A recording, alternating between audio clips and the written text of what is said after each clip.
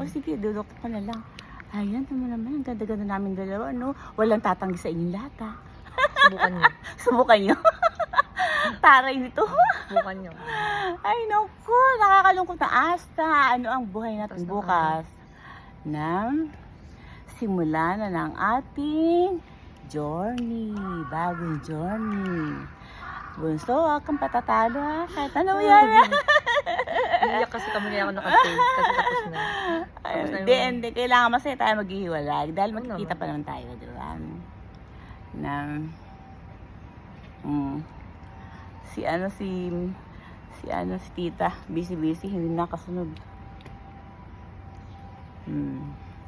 Heto po ang aming memorable na Place. tagpuan. Kaya Ayan nga, po, Ngayon po, bagay na bagay po sa kanya. Kahit po, siguro kung ano lang yan, kung di mo ko kasama at may nagdaan dyan na gwapo. Magnanampal. Ay, naku, sabi niya, sino ba kay model na yun? Ay, naku. Kakalungkot. Tingnan natin. Ayan po ang aming. Ayan po. Mamimiss ko si Bunso. Ayun. Nakaupo doon at laging nakatingin sa kanyang cellphone. Ewan ko kung bakit. Sino kaya ang kanyang tinitignan sa kanyang cellphone? Ha? Si ano ba yan? baby yan. Si Gabi ba yan?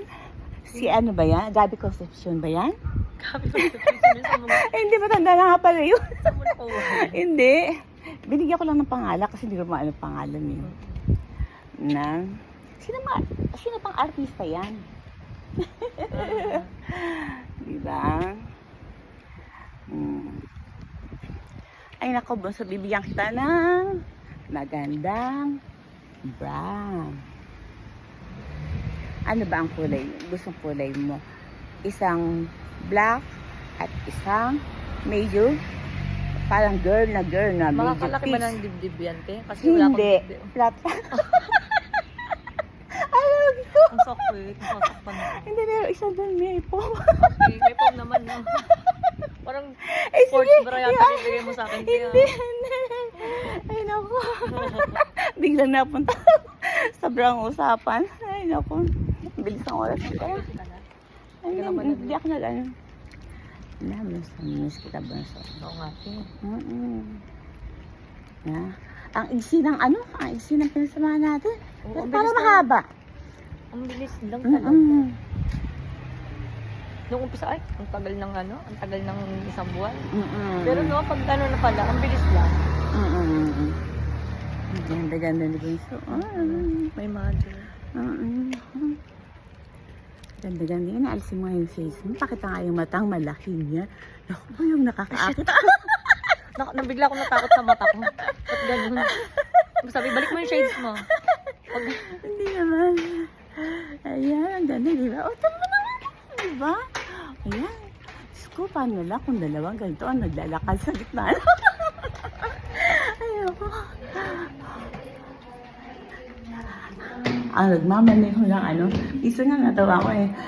Magtatapon na ako ng basura, nakag-shade ako. May dala akong bag. Tapos, lumilis na kami ng Family Mart. Merong nagda-drive. Yung niya, yung pagtingin sa akin ganun. Halos mabali yung leg yung ganun. Tos na, baka kumabangga. Oo, nakatingin. Okay. Hands